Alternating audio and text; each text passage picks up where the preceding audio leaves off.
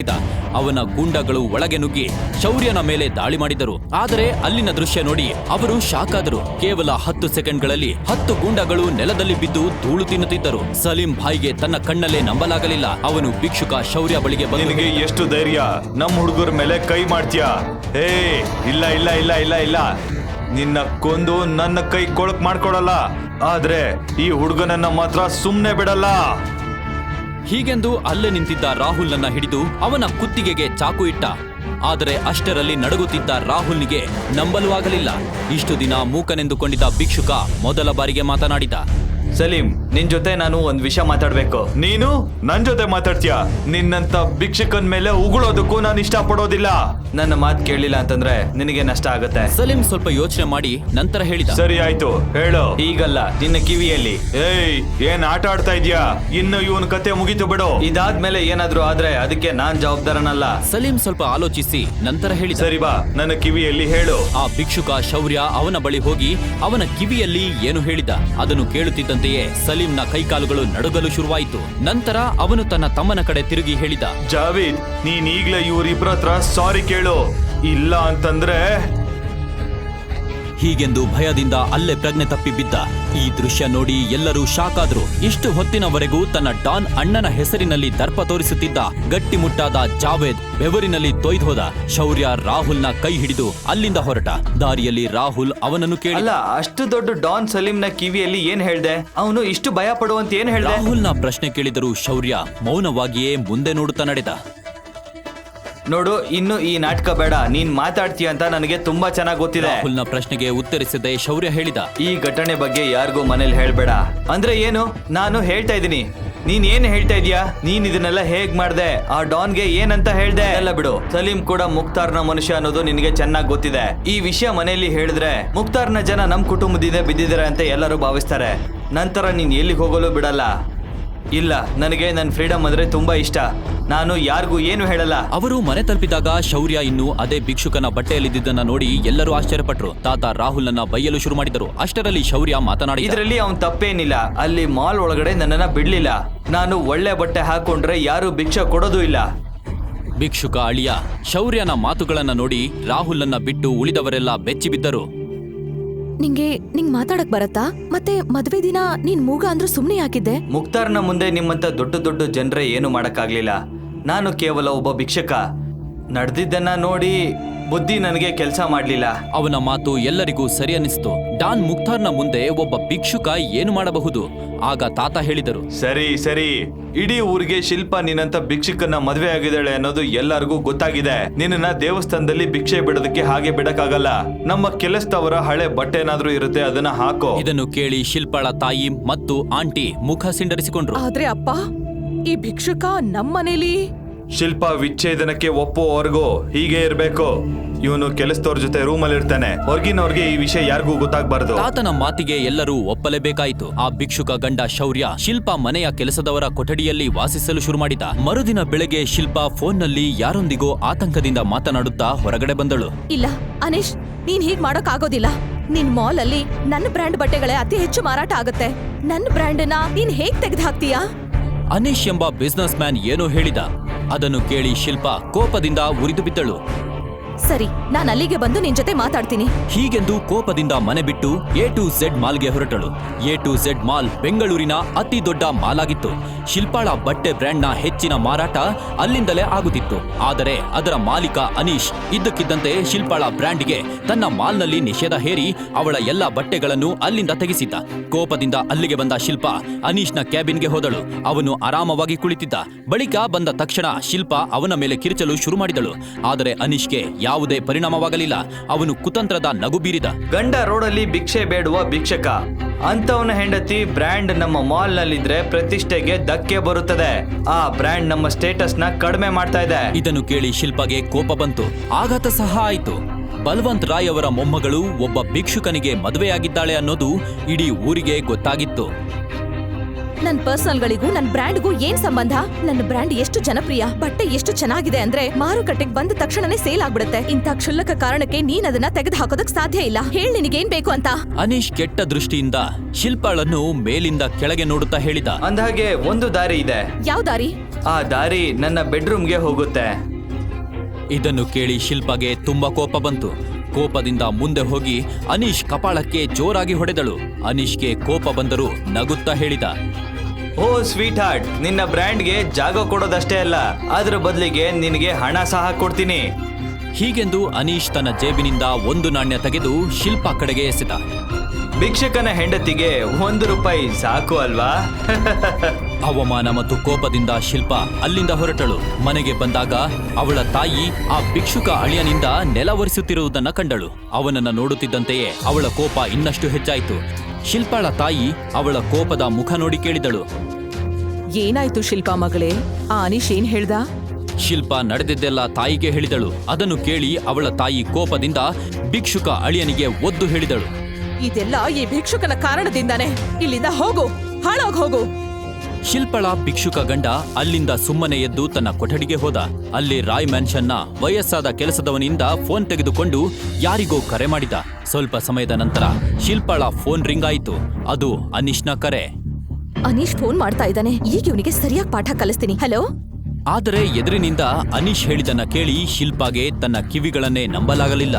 ಅನೀಶ್ ಅಳುತ್ತಾ ಹೇಳುತ್ತಿದ್ದ, ಶಿಲ್ಪ, ದಯವಿಟ್ಟು ನನ್ನ ಕ್ಷಮಿಸು. ನನ್ನ ಕತೆ ಮುಗೀತು. ನಾನು ಸಂಪೂರ್ಣ ಹಾಳಾಗಿದ್ದೀನಿ. ರಸ್ತೆಗೆ ಬಂದಿದ್ದೀನಿ. ನೀನ್ ನನಗೆ ಏನ್ ಮಾಡ್ದೆ? ಶಿಲ್ಪಾಗೆ ಏನೂ ಅರ್ಥವಾಗಲಿಲ್ಲ. ಅನೀಶ್ ಏನು ಹೇಳುತ್ತಿದ್ದಾನೆ, ಅವಳು ಏನಾದರೂ ಹೇಳುವಷ್ಟರಲ್ಲಿ ಫೋನ್ನಲ್ಲಿ ಅನೀಶ್ಗೆ ಯಾರೋ ಹೊಡೆಯುತ್ತಿರುವ ಶಬ್ದ ಕೇಳಿಸಿತು. ನಂತರ ಕಟ್ ಆಯಿತು. ತಕ್ಷಣ ಶಿಲ್ಪಾ ಟಿವಿ ಆನ್ ಮಾಡಿ ನ್ಯೂಸ್ ಚಾನೆಲ್ ಹಾಕಿದಳು. ಅಲ್ಲಿ ಬರುತ್ತಿದ್ದ ಬ್ರೇಕಿಂಗ್ ನ್ಯೂಸ್ ನೋಡಿ ಅವಳು ಬೆಚ್ಚಿಬಿದ್ದಳು. Breaking news. ಇಂದು ಇದ್ದಕ್ಕಿದ್ದಂತೆ ಬೆಂಗಳೂರಿನ ಅತಿ ದೊಡ್ಡ A to Z ಮಾಲ್ನ ಷೇರುಗಳ ಮೌಲ್ಯ ಶೂನ್ಯಕ್ಕೆ ಇಳಿದಿದೆ. ಮುಂದಿನ 2 ಸೆಕೆಂಡ್ಗಳಲ್ಲೇ ಬಿಗ್ ಬುಲ್ ಮಾಲ್ಸ್ ಲಿಮಿಟೆಡ್ ಅದನ್ನ ಕೇವಲ 1 ರೂಪಾಯಿಗೆ ಖರೀದಿಸಿದೆ. ಕೋಟ್ಯಾಧಿಪತಿ ಉದ್ಯಮಿ ಅನೀಶ್ ಕೇವಲ 2 ಸೆಕೆಂಡ್ಗಳಲ್ಲಿ ಭಿಕ್ಷಕನಾಗಿದ್ದಾನೆ. ಬಿಗ್ ಬುಲ್ ವಿಶ್ವದ ಅತಿದೊಡ್ಡ ಫ್ಯಾಷನ್ ಡಿಸೈನಿಂಗ್ ಮತ್ತು ಮಾಲ್ ಕಂಪನಿಗಳಲ್ಲಿ ಒಂದಾಗಿತ್ತು. ಇಂಗ್ಲೆಂಡ್, ಜರ್ಮನಿ, ಸ್ವಿಟ್ಜರ್ಲ್ಯಾಂಡ್ ಮತ್ತು ಪ್ಯಾರಿಸ್ನಂತಹ ದೊಡ್ಡ ದೇಶಗಳಲ್ಲಿ ಅದು ಅತ್ಯಂತ ಜನಪ್ರಿಯ ಬ್ರ್ಯಾಂಡ್ ಆಗಿತ್ತು. ಈ ಸುದ್ದಿ ಕೇಳಿದ ಶಿಲ್ಪಾಗೆ ಈ ಸಂಪೂರ್ಣ ಘಟನೆ ಬಿಗ್ ಬುಲ್ ಉದ್ದೇಶಪೂರ್ವಕವಾಗಿ ಮಾಡಿಸಿದೆ ಎಂದು ಅರ್ಥವಾಯಿತು. ಆದರೆ ಬಿಗ್ ಬುಲ್ ಹೀಗೆ ಯಾಕೆ ಮಾಡಿತು? ಕೊನೆಗೂ ಅನೀಶ್ ಯಾಕೆ ಶಿಲ್ಪಾಗೆ ಕರೆ ಮಾಡಿ ಕ್ಷಮೆ ಕೇಳುತ್ತಿದ್ದ? ಇದರ ಹಿಂದೆ ಯಾರು ಇದ್ದಾರೆ ಎಂದು ಅವಳಿಗೆ ಅರ್ಥವಾಗಲಿಲ್ಲ. ಅವಳು ಯೋಚನೆಯಲ್ಲಿ ಮುಳುಗಿದ್ದಾಗಲೇ ಅವಳ ಫೋನ್ ಮತ್ತೆ ರಿಂಗ್ ಆಯಿತು. ಅದು ಅಪರಿಚಿತ ಸಂಖ್ಯೆಯಿಂದ ಬಂದ ಕರೆ. ಅವಳು ಫೋನ್ ಎತ್ತಿದಳು. ಹಲೋ. ಎದುರಿನಿಂದ ಬಂದ ಧ್ವನಿ ಕೇಳಿ ಶಿಲ್ಪಾಗೆ ತಲೆ ಸುತ್ತಿದಂತಾಯಿತು. ಶಿಲ್ಪಾ ಮೇಡಮ್, ಬಿಗ್ ಬುಲ್ ನಿಮ್ಮ ಬಟ್ಟೆ ಬ್ರ್ಯಾಂಡ್ ಅಲ್ಲಿ 100 ಕೋಟಿ ಇನ್ವೆಸ್ಟ್ ಮಾಡೋದಕ್ಕೆ ಬಯಸ್ತಾ ಇದೆ. ನಿಮ್ಮ ಬ್ರ್ಯಾಂಡ್ ನ ಬಟ್ಟೆಗಳು ಬಿಗ್ ಬುಲ್ ನ ವಿಶ್ವಾಸದಂತೆ ಇರುವ ಎಲ್ಲ ಔಟ್ಲೆಟ್ ಗಳಲ್ಲಿ ಮಾರಾಟಕ್ಕಿದೆ. ನೀವು ಬಿಗ್ ಬುಲ್ ನ ಕಚೇರಿಗೆ ಬಂದು ಸಹಿ ಮಾಡಬೇಕು. ಇದನ್ನು ಕೇಳಿ ಶಿಲ್ಪಾ ಸಂತೋಷದಿಂದ ತೇಲ್ಬಿಟ್ಲು. ಆದ್ರೆ ಈಗ ಅವಳ ಗೊಂದಲ ಇನ್ನಷ್ಟು ಹೆಚ್ಚಾಯ್ತು. ಖಂಡಿತವಾಗ್ಲೂ ಯಾರು ಇದನ್ನ ಮಾಡಿಸ್ತಾ ಇದ್ದಾರೆ. ಆದ್ರೆ ಯಾರು? ಯಾಕೆ? ಅನೀಶ್ನ ಕ್ಯಾಬಿನ್ ನಲ್ಲಿ ನಡೆದಿದ್ದನ್ನ ನಾನು ಅಮ್ಮನಿಗೆ ಮಾತ್ರ ಹೇಳಿದ್ದೆ. ಹಾಗಾದ್ರೆ ಈ ವಿಷಯ ಇನ್ಯಾರಿಗ್ ಗೊತ್ತಾಯ್ತು? ಹೇಗ್ ಗೊತ್ತಾಯ್ತು? ಅಷ್ಟರಲ್ಲಿ ಏನು ನೆನಪಾಗಿ ಶಿಲ್ಪಾ ಬೆಚ್ಚಿಬಿದ್ಲು. ಆ ಭಿಕ್ಷುಕ ನಾನು ಅಮ್ಮನಿಗೆಲ್ಲ ಹೇಳ್ತಿದ್ದಾಗ ಅಲ್ಲಿದ್ದು ಅವನೊಬ್ನೇ. ಅಯ್ಯೋ, ನಾನ್ ಏನ್ ಯೋಚನೆ ಮಾಡ್ತಾ ಇದ್ದೀನಿ? ಅವನೊಬ್ಬ ಭಿಕ್ಷುಕ. ಅವನಿಂದ ಇದೆಲ್ಲ ಹೇಗ್ ಸಾಧ್ಯ? ಹಾಗಾದ್ರೆ ಯಾರು? ಈ ಸುದ್ದಿ ಮನೆಯವರಿಗೆಲ್ಲ ತಿಳಿದಾಗ ಅವರು ಸಂತೋಷಕ್ಕೆ ಮಿತಿರ್ಲಿಲ್ಲ. ಕಳೆದ ಕೆಲವು ದಿನಗಳಲ್ಲಿ ಇದೇ ಮೊದಲ ಬಾರಿಗೆ ಅವರ ಮನೆಗೆ ಒಂದು ಒಳ್ಳೆಯ ಸುದ್ದಿ ಬಂದಿತ್ತು. ಅದು ಯಾರೋ ಕನಸಿನಲ್ಲೂ ಊಹಿಸದ ಸಂತೋಷ ಆಗಿತ್ತು. ಆಗ ತಾತ ಘೋಷಿಸಿದರು, ಶಿಲ್ಪಾ ಈ ಸಾಧನೆ ಮಾಡಿದ ಖುಷಿಯಲ್ಲಿ ಇಂದು ಸಂಜೆ ನಾವು ಒಂದು ಒಳ್ಳೆ ಪಾರ್ಟಿ ಮಾಡೋಣ. ಎಲ್ಲರೂ ಪಾರ್ಟಿ ಸಿದ್ಧತೆಯಲ್ಲಿ ತೊಡಗಿದರು. ತಾತ ತಮ್ಮ ಕೊಠಡಿಗೆ ಹೋಗುತ್ತಿದ್ದಂತೆಯೇ ಅವರ ಫೋನ್ ರಿಂಗ್ ಆಯಿತು. ಸ್ಕ್ರೀನ್ ಮೇಲೆ ಬಂದ ಹೆಸರನ್ನ ನೋಡಿ ಅವರ ಮುಖ ಬಿಳಿಚಿತು. ಮತ್ತೆ ಮುಕ್ತಾರ್ ಕರೆ ಮಾಡಿದ್ದ. ನಡುಗುವ ಕೈಗಳಿಂದ ಅವರು ಕರೆ ಸ್ವೀಕರಿಸಿದರು. ಎದುರಿನಿಂದ ಮುಕ್ತಾರ್ ಮಾತನಾಡಿದ, ಬಲ್ವಂತ್ ರಾಯ್, ಭಿಕ್ಷುಕನ್ನ ಅಳಿಯನನ್ನಾಗಿ ಪಡೆದು ಹೇಗ್ ಅನಿಸ್ತಾ ಇದೆ? ಇನ್ನೇನ್ ಬೇಕು ನಿನಗೆ? ಮೊದಲು ಬಲವಂತವಾಗಿ ಶಿಲ್ಪಾಳನ್ನ ಆ ಭಿಕ್ಷುಕನಿಗೆ ಕೊಟ್ಟು ಮದುವೆ ಮಾಡಿಸ್ದೆ. ಅದ್ರ ನಂತರ ನಿನ್ನ ಗೂಂಡ ತಮ್ಮ ನನ್ನ ಮೊಮ್ಮಗಳಿಗೆ ಮತ್ತೆ ಕಿರುಕುಳ ಕೊಟ್ಟ. ನೋವು ಕೊಟ್ಟಿದ್ದು ನಾವೇ. ಈಗ ಅದರ ಔಷಧಿಯನ್ನು ಕೊಡ್ತಾ ಇರೋದು ನಾವೇ. ನಿನ್ನ ಮೊಮ್ಮಗಳು ನನ್ನ ತಮ್ಮನ ವಿರುದ್ಧ ಹಾಕಿರುವ ಕೇಸ್ ವಾಪಸ್ ತಗೊಳ್ಳಿ. ನಂತರ ನಿಮ್ ಕುಟುಂಬದವ್ರಿಗೆ ನಾವು ತೊಂದರೆ ಕೊಡಲ್ಲ. ಮುಂದೆ ಏನ್ ಮಾಡ್ಬೇಕು ಅಂತ ನಾನೇ ಹೇಳ್ತೀನಿ. ಇದನ್ನು ಕೇಳಿ ರಾಯ್ ಕುಟುಂಬದಲ್ಲಿ ಆತಂಕ ಮನೆ ಮಾಡಿತು. ಮುಕ್ತಾರ್ ಎಂಬ ಆ ಗುಂಡ ಈಗ ಏನು ಮಾಡುತ್ತಾನೋ ಯಾರಿಗೂ ಗೊತ್ತಿರಲಿಲ್ಲ. ತಾತ ಹೋಟೆಲ್ ರಾಜ್ ಕಮಲ್ಗೆ ಹೋಗಲು ಸಿದ್ಧರಾದರು. ತಾತ, ನಾನು ನಿಮ್ ಜೊತೆ ಬರ್ತೀನಿ. ಬೇಡ, ಅವ್ನು ಏನ್ ಮಾಡ್ತಾನೋ ಗೊತ್ತಿಲ್ಲ. ನಾನು ಮತ್ತೆ ನಿಮ್ಮಪ್ಪ ಮಾತ್ರ ಹೋಗ್ತೀವಿ. ನಾವು 2 ಗಂಟೆ ಆದ್ರೂ ವಾಪಸ್ ಬರ್ದಿದ್ರೆ ನೀನ್ ಪೊಲೀಸ್ ಅವ್ರಿಗೆ ಫೋನ್ ಮಾಡು. ಸರಿ ತಾತ. ತಾತ ಮತ್ತು ಶಿಲ್ಪಾ ಅಪ್ಪ ಹೊರಡಲು ಸಿದ್ಧರಾದರು. ಆದರೆ ಡ್ರೈವರ್ ರಜೆಯಲ್ಲಿದ್ದ ಎಂದು ತಿಳಿಯಿತು. ಅಷ್ಟರಲ್ಲಿ ಸ್ನಾನ ಮಾಡಿ ಕೆಲಸದವರ ಬಟ್ಟೆ ಹಾಕಿಕೊಂಡ ಶೌರ್ಯ ಅಲ್ಲಿಗೆ ಬಂದ. ನಿನಗೆ ಕಾರ್ ಓಡ್ಸಕ್ ಬರುತ್ತಾ? ಹೌದು, ಬನ್ನಿ ನಾನು ಕರ್ಕೊಂಡು ಹೋಗ್ತೀನಿ. ಭಿಕ್ಷುಕನಂತಿದ್ದ ಉದ್ದಗಡ್ಡ ಸರಿಯಾಗಿ ಹೊಂದದ ಕೆಲಸದವರ ಬಟ್ಟೆ ಧರಿಸಿದ್ದ ಶೌರ್ಯ ತಾತನ ಡ್ರೈವರ್ ಆಗಿ ಕಾರನ್ನ ಹೋಟೆಲ್ ರಾಜ್ಕಮಲ್ಗೆ ಓಡಿಸಿದ. ತಾತ ಮತ್ತು ಶಿಲ್ಪಾಳ ಅಪ್ಪ ಬೇಗನೆ ಒಳಗೆ ಹೋದರು. ಶೌರ್ಯ ಮಾತ್ರ ಪಾರ್ಕಿಂಗ್ ನಲ್ಲಿ ಕಾಯುತ್ತಾ ಕುಳಿತ. ಹೋಟೆಲ್ ರಾಜ್ಕಮಲ್ ಬೆಂಗಳೂರಿನ ಅತಿ ದೊಡ್ಡ ಹೋಟೆಲ್ಗಳಲ್ಲಿ ಒಂದಾಗಿತ್ತು. ಅಲ್ಲಿಗೆ ಬರುವ ಡ್ರೈವರ್ಗಳೇ ದುಬಾರಿ ಬಟ್ಟೆ ಧರಿಸುತ್ತಿದ್ದರು. ಬಲ್ವಂತ್ ರಾಯ್ ಅವರ ಡ್ರೈವರ್ನ ಈ ಸ್ಥಿತಿ ನೋಡಿ ಎಲ್ಲರೂ ನಗುತ್ತಿದ್ದರು. ಮತ್ತೊಂದೆಡೆ ಶಿಲ್ಪಾಳ ತಾತ ಬಲ್ವಂತ್ ರಾಯ್ ಮತ್ತು ಅವಳ ಅಪ್ಪ ಒಳಗೆ ತಲುಪುತ್ತಿದ್ದಂತೆ ಮುಕ್ತಾರ್ ಹೇಳಿದ, ಕೋಪದಲ್ಲಿ ನಾನು ನಿಮ್ಮ ಮೊಮ್ಮಗಳ ಆ ಭಿಕ್ಷುಕನಿಗೆ ಕೊಟ್ಟು ಮದುವೆ ಮಾಡಿಸ್ದೆ. ಇದರಿಂದ ನನ್ನ ತಮ್ಮ ತುಂಬಾ ಕೋಪ ಮಾಡ್ಕೊಂಡಿದ್ದಾನೆ. ನಿನ್ನ ಮೊಮ್ಮಗಳು ಮತ್ತೆ ಅವನನ್ನೇ ಮದುವೆ ಆದ್ರೆ ಆಗ ಅವನು ಮತ್ತೆ ಸಮಾಧಾನ ಆಗೋದು. ಆದ್ರೆ ಆ ಶಿಲ್ಪ ಭಿಕ್ಷುಕನಿಗೆ ಡೈವರ್ಸ್ ಕೊಡಲು ಒಪ್ಪೋದಿಲ್ಲ. ಹಾಗಾದ್ರೆ ನನ್ನ ತಮ್ಮ ನಿಮ್ಮ ಕುಟುಂಬದ ಜೊತೆ ಏನ್ ಮಾಡ್ತಾನೋ ಅದನ್ನ ನಾನು ತಡೆಯೋದಕ್ಕೆ ಸಾಧ್ಯ ಇಲ್ಲ. ಹಾಗಾದ್ರೆ ಈಗ ನಾವ್ ಏನ್ ಮಾಡ್ಬೇಕು ಅಂತ ಹೇಳು.